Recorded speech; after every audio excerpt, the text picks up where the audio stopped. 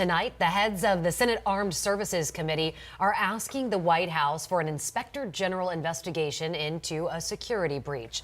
The White House denies any classified information was discussed in the chat that somehow included the Atlantic's editor-in-chief.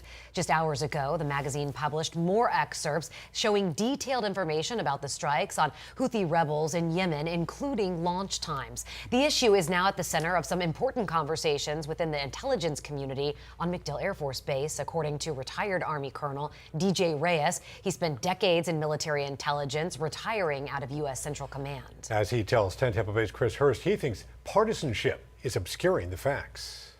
There are opinions basically on both sides. Retired Colonel DJ Reyes served more than 30 years in intelligence and special operations. In my last assignment, I was in the CJ2, which was the Intelligence Directorate. He lives a few miles from MacDill and says intelligence officers working for Central Command, which carries out missions in the Middle East, are split on the signal leak.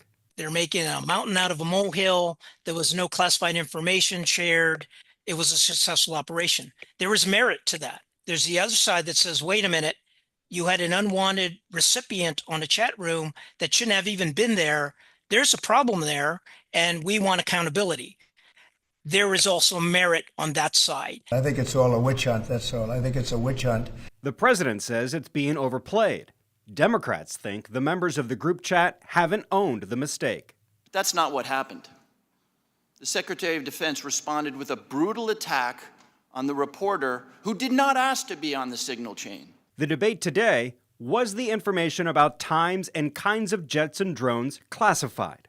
No flight paths, no sources, no methods, no classified information. We're very fortunate because no vital classified information was divulged, and we had a very successful Houthi operation. While praising the mission, Colonel Reyes hopes a lesson was learned. To make sure that they will not experience this again. Chris Hurst, 10 Tampa Bay.